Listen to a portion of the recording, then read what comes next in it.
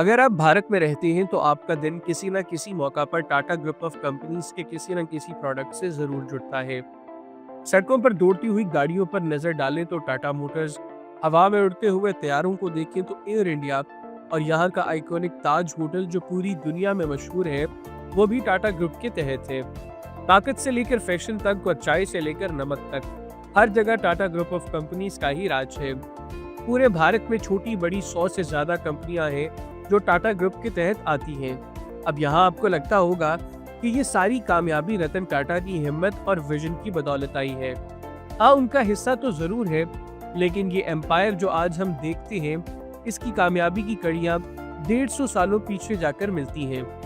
आज की इस वीडियो में हम इस कहानी को खोलेंगे और जानेंगे कि कैसे एक विजनरी ने अपने ख्वाबों को हकीकत बनाया और टाटा ग्रुप को एक आलमी ताकतवर इदारा बनाया।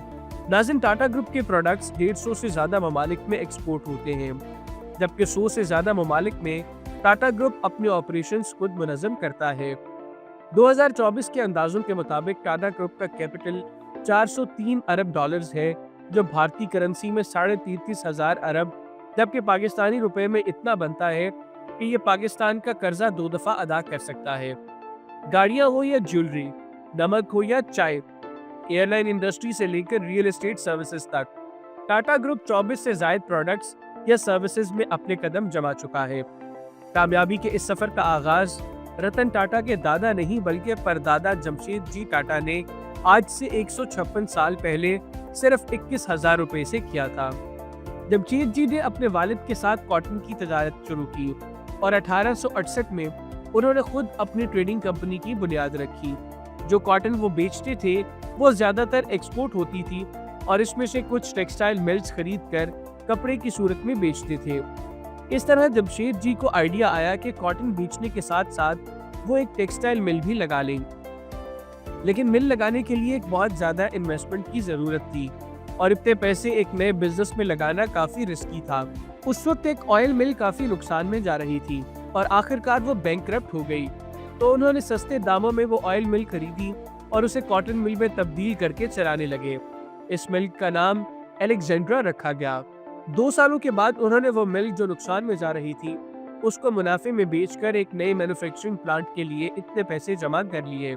उस वक्त बॉम्बे कॉटन मार्केट का मरकज था, जिसे कॉटनोपोलिस ऑफ इंडिया भी कहा जाता था। जमशेद जी का ताल्लुक खुद भी बॉम्बे से था, लेकिन इसके बावजूद उन्होंने अपनी नई कॉटन मिल बॉम्बे से 770 किलोमीटर दूर नागपुर में कायम की। इस नई मिल का नाम एम्प्रेस मिल रखा गया, जिस पर बॉम्बे के लोगों ने उन्हें कॉटन मार्केट से इतनी दूर मिल बनाने पर तनकीद का निशाना बनाया। किसी को भी ये समझ नहीं आ रहा था कि जब बॉम्बे कॉटन मार्केट का मरकज है तो जमशेद जी ने नागपुर में मिल कायम क्यों की, लेकिन वक्त ने साबित किया कि जमशेद जी का ये फैसला बहुत अच्छा था। पहली बात यह कि खाम माल यानी कॉटन की फसलें ज्यादातर नागपुर के करीब होती थी, जिसकी वजह से खाम माल की सप्लाई का उनको कोई मसला नहीं होता था। दूसरा सबब पानी की सप्लाई थी, क्योंकि कॉटन को कपड़े में तब्दील करने के लिए पानी की बड़ी मकदार की जरूरत होती है और नागपुर के करीब कई दरिया और झीलें हैं, जिनकी वजह से पानी की फराहमी का कोई मसला नहीं था। तीसरी वजह मजदूरों की दस्तयाबी थी, क्योंकि बॉम्बे जैसे बड़े शहरों में मजदूरों की मांग ज्यादा थी, इसलिए वहाँ अक्सर मजदूरों की कमी होती थी और शहर में कीमतें ज्यादा होने की वजह से उनका मुआवजा भी ज्यादा होता था। लेकिन नागपुर में बेरोजगारी की वजह से यहाँ मजदूर कम कीमत पर दस्तयाब थे। अब चूंकि इस इलाके में पहले कोई कॉटन मिल नहीं थी, इसलिए वहाँ के मजदूर ज्यादातर तरबियत याफ्ता नहीं थे, उन्हें काम करने के लिए ज्यादा मेहनत करना पड़ती थी। जमशेद जी ने देखा कि वर्कर्स काम पर ज्यादा ध्यान नहीं देते, अक्सर छुट्टी कर लेते हैं और ज्यादातर दिनों में भी ऐसा होता है कि 20% तक वर्कर्स भी छुट्टी पर होते हैं। ये बात जमशेद जी टाटा को बहुत परेशान करती थी, लेकिन उन्होंने इस मसले का हल ढूंढने के लिए आज से 150 साल पहले एक ऐसा तरीका अपनाया जो आज के दौर में भी तसव्वुर करना मुश्किल नजर आता है। उन्होंने वर्कर्स को डांटने या उनकी तनख्वाहें काटने की बजाय उन्हें मजीद सहूलियात देने का फैसला किया। उन्होंने एक ऐसी स्कीम मुतारिफ करवाई कि उनकी फैक्ट्रीज के तमाम वर्कर्स को रिटायरमेंट के बाद पेंशन भी मिलेगी, उनकी मेडिकल इंश्योरेंस भी की गई और उनकी तफरीह के लिए स्पोर्ट्स डे और फैमिली डेज भी रखे गए। ज्यादा बेहतर परफॉर्मेंस दिखाने वाले वर्कर्स को सबके सामने इनाम भी दिया जाता था। यानी ये सब कुछ आज के दौर में तो समझ आता है, लेकिन उस दौर में ऐसा करना किसी ख्वाब से कम नहीं था। और मजे की बात ये थी कि उनकी ये स्कीम कामयाब भी हो गई। वर्कर्स खुद को अहम महसूस करने लगे और वो कंपनी को अपनी कंपनी समझकर काम करने लगे। जमशेद जी का मानना था कि भारत को मजबूत बनाने के लिए हर चीज का भारत में ही तैयार होना जरूरी है, और अपने इसी मिशन के साथ वो कोशिशें करते गए। उन्होंने मजीद कंपनियां लगाना शुरू कर दी।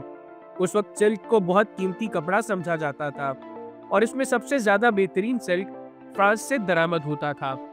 फ्रांसीसी सिल्क वर्म्स पूरी दुनिया में बेहतरीन सिल्क पैदा करने के लिए मशहूर थे। जमशेद जी फ्रांस गए और वहां से फ्रांसीसी सिल्क वर्म्स की नस्ल भारत में ले आए। लेकिन मसला ये था कि ये सिल्क वर्म्स सिर्फ यूरोप के मौसमी हालात में ही अच्छी पैदावार देने की सलाहियत रखते थे। भारत में उनका जिंदा रहना काफी मुश्किल था। इसलिए उन्होंने बेंगलोर में एक सिल्क फार्म कायम किया, जिसका मौसम उन खास सिल्क वर्म्स के लिए निस्बतन बेहतर था, लेकिन मुकम्मल तौर पर मुनासिबत नहीं रखता था। शुरू में उन्हें काफी मुश्किलात का सामना करना पड़ा, क्योंकि सिल्क वर्म्स में अक्सर बीमारियां पैदा हो जाती थी। इन मसाइल को हल करने के लिए पहली बार कंट्रोल्ड माहौल में सिल्क वर्म्स की फार्मिंग का तस्वुर भी जमशेद जी टाटा ही लेकर आए। खुशकिस्मती से यह तजर्बा कामयाब हो गया, और इस तरह जमशेद जी ने टाटा सिल्क की सूरत में भारत को बेहतरीन सिल्क बनाने के काबिल बना दिया। आज भारत दुनिया के सबसे बड़े सिल्क प्रोड्यूसर्स में से एक है, और ये सब उन पहले तजर्बात, अनोखे ख्यालात और तहकीक की वजह से मुमकिन हो पाया है। उस वक्त भारत में बरतानवी ईस्ट इंडिया कंपनी और फ्रांसीसी ईस्ट इंडिया कंपनी का राज था। जमशेद जी ने फ्रांसीसी ईस्ट इंडिया कंपनी को हदफ बनाया और 1885 में पौंडीचेरी में एक कंपनी बनाई, जिसका मकसद सिर्फ और सिर्फ भारतीय टेक्सटाइल्स को फ्रांसीसी कॉलोनियों में मुतारफ करवाना था। लेकिन ये ख्याल कम डिमांड की वजह से कामयाब नहीं हो सका। कपास के अलावा वो अपना नेटवर्क और भी बढ़ाना चाहते थे। वो चाहते थे कि भारत में जो चीज़ें इस्तेमाल होती हैं वह मुकम्मल तौर पर भारत में ही तैयार हो। उनके कुल 4 ख्वाब थे: आयरन और स्टील की मैन्युफैक्चरिंग, होटल, तालीम और हाइड्रो इलेक्ट्रिक प्लांट। उनमें से सिर्फ होटल ही वो ख्वाब था जिसको वो पूरा होते देख पाए, और ये था दी ताज महल होटल, जो 1903 में मुकम्मल हुआ था। जब ताजमहल होटल पहली बार खोला गया तो यह भारत का पहला होटल था जिसमें बिजली का कनेक्शन था। इसके अलावा अमेरिकी वेंट्स, जर्मन एलिवेटर्स और टर्किश बाथ भी इसमें इंस्टॉल किए गए। शुरू में ताजमहल होटल के कमरों का किराया सिर्फ 13 रुपए था, जिसमें अटैच बाथरूम्स भी शामिल थे। ताजमहल होटल खोलने के पीछे क्या वजह थी, इसके बारे में कई कहानियां मशहूर हैं। कहा जाता है एक बार जमशेद जी को मुंबई के मशहूर वॉटसन होटल में जाने की इजाज़त नहीं मिली थी, क्योंकि वो सिर्फ बरतानवी बाशिंदों के लिए बनाया गया था। इसी वजह से उन्होंने ताजमहल होटल बनाने का फैसला किया। लेकिन इस कहानी को चार्ल्स एलियन नामी एक मुसन्निफ ने झूठा करार दिया और लिखा कि जमशेद जी इतनी छोटी बात को दिल पर नहीं ले सकते थे, बल्कि उन्हें अपने शहर मुंबई से काफ़ी लगाव था और वो अपने होम टाउन को एक तोहफा देना चाहते थे। ताजमहल होटल को इस तरह डिज़ाइन किया गया था कि उसके हर कमरे से समंदर का मंजर इस तरह नजर आता था कि महसूस हो जैसे होटल समंदर के ऊपर तैर रहा है। उस दौर में बरतानवी तेजी से पूरे बरतानवी भारत में रेलवे नेटवर्क कायम कर रहे थे, जिसमें लगने वाला हजारों लाखों टन लोहा बरतानिया से दरामद किया जाता था। जमशेद जी का ख्वाब था कि वो भारत में ही स्टील तैयार करें। इसके तहत उन्होंने पूरे भारत में स्टील बनाने के लिए आयरन रिजर्व्स की तलाश शुरू कर दी। 17 साल तक ये तलाश जारी रही और आखिरकार बंगाल में आयरन रिजर्व्स मिल गए। 1895 में स्टील प्लांट का आगाज कर दिया गया, लेकिन बदकिस्मती से स्टील बनते हुए देखना जमशेद जी के नसीब में नहीं था। 1904 में जमशेद जी का इंतकाल हो गया और उनके अधूरे मिशन को आगे बढ़ाने के लिए उनके बेटे दोराबजी टाटा को मैदान में आना पड़ा। इसी मिशन को आगे बढ़ाते हुए 1907 में iron and steel mill company कायम कर दी गई, जिसे आज टाटा स्टील के नाम से जाना जाता है। ये एशिया का पहला स्टील प्लांट था और वर्ल्ड वॉर में इसी प्लांट के जरिए बरतानवियों ने अपनी स्टील की डिमांड को पूरा किया। दोराबजी टाटा की सरबराही में टाटा ग्रुप मजीद तेजी से तरक्की करने लगा।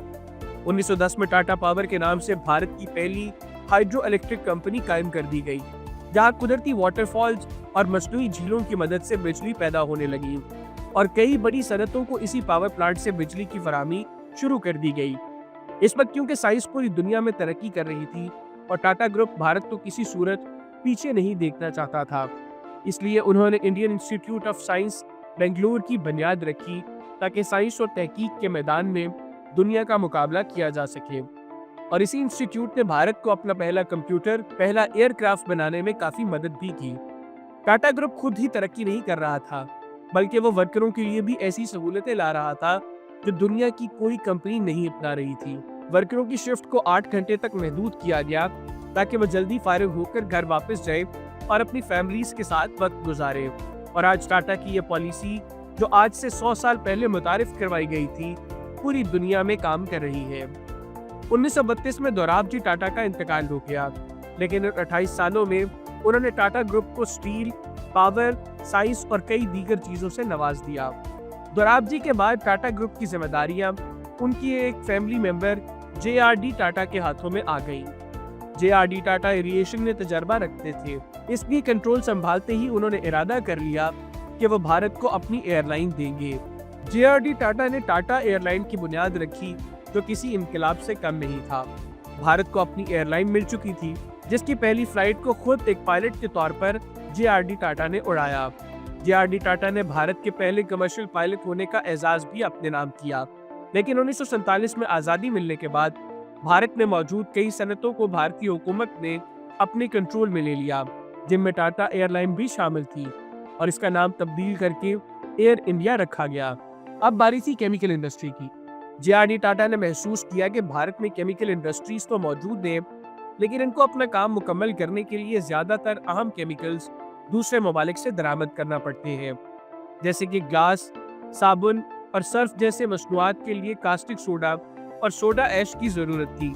मगर ये केमिकल्स भारत में तैयार नहीं होते थे और इनको दूसरे ममालिक से दरामद किया जाता था। इसी वजह से 1939 में टाटा केमिकल्स के नाम से एक कंपनी खोली गई, जो भारत के लिए तमाम केमिकल्स खुद तैयार करती थी। इस कंपनी ने फर्टिलाइजर्स और दीगर सेक्टर्स में भारत को तरक्की देने में अहम किरदार अदा किया। इसके बाद एक बार फिर JRD टाटा ने ट्रांसपोर्टेशन का रुख किया और ट्रक्स और इंजन बनाने वाली एक कंपनी की शुरुआत की, जिसे आज हम टाटा मोटर्स के नाम से जानते हैं। टाटा मोटर्स कई मॉडल्स की गाड़ियां, ट्रक्स और दीगर व्हीकल्स बनाता है। टाटा मोटर्स आज भी भारत की मोटर इंडस्ट्री में एक बड़ा नाम है और यहाँ से गाड़ियां जनूबी अफ्रीका तक एक्सपोर्ट की जाती हैं। 1960 में जब कंप्यूटर्स और टेक्नोलॉजीज की तरफ दुनिया बढ़ने लगी, तो टाटा ग्रुप भी पीछे ना रहा। उन्होंने भारत की सबसे पहली सॉफ्टवेयर और IT कंपनी TCS यानी टाटा कंसल्टेंसी सर्विसेज कायम की। 1984 में JRD टाटा ने महसूस किया कि भारत में लोग चाय के बहुत शौकीन थे, इसलिए टाटा ग्रुप ने चाय की तलब को पूरा करने के लिए एक कदम उठाया। उन्होंने टाटा टी के नाम से एक कंपनी शुरू की और वो कंपनी दुनिया की चाय बनाने वाली कंपनीज में आज एक बड़ा नाम है। JRD टाटा अब बूढ़े हो चुके थे, इसलिए उन्होंने कारोबार की कमान संभालने के लिए अपनी जिंदगी में ही एक फैमिली मेंबर को अमेरिका से भारत बुलाया। ये फैमिली मेंबर कोई और नहीं बल्कि सर रतन टाटा थे। इब्तदा में रतन टाटा को सिर्फ टाटा स्टील में जिम्मेदारियां दी गई और उन्होंने टाटा स्टील को खसारे से निकालकर मुनाफे तक पहुंचा दिया। JRD टाटा बहुत मुतासिर हुए और इसी वजह से 1991 में रतन टाटा को टाटा ग्रुप का चेयरमैन बना दिया गया। रतन टाटा चूंकि जदीद दौर के आदमी थे, इसलिए वो हर चीज में टेक्नोलॉजी का इस्तेमाल करना चाहते थे। उन्होंने चेयरमैन बनने के बाद ये सोचा कि टाटा मोटर्स गाड़ियां और ट्रक्स तो बना ही रही है, लेकिन आज भी कोई ऐसी गाड़ी नहीं है जिसकी मुकम्मल मैन्युफैक्चरिंग भारत में हो, यानी कुछ न कुछ पार्ट्स बाहर से दरामद करने ही पड़ते हैं। इसलिए टाटा मोटर्स ने एक नया कार मैन्युफैक्चरिंग प्लांट लगाया और 1998 में भारत की पहली गाड़ी इंडिका को लॉन्च किया गया। TCS जो पहले ही बेसिक डाटा एंट्री और मैनेजमेंट का काम करती थी, इसे सॉफ्टवेयर डेवलपमेंट पर मुंतकिल कर दिया गया और इसे दुनिया की लीडिंग सॉफ्टवेयर कंपनीज की फहरिस्त में ला खड़ा किया। रतन टाटा के तहत टाटा ग्रुप ने दुनिया के मशहूर ब्रांड्स को खरीदना शुरू कर दिया। टाटा ने अपने वक्त की मशहूर टी कंपनी टेक्ले टी को खरीद लिया, टाटा स्टील ने कोर्स ग्रुप को और टाटा मोटर्स ने जैगवार को। टाटा ग्रुप आज भी तेजी से तरक्की कर रहा है और जिंदगी के हर शोबे में सिर्फ भारत ही नहीं बल्कि दुनिया भर के लोगों के लिए अपना किरदार अदा कर रहा है।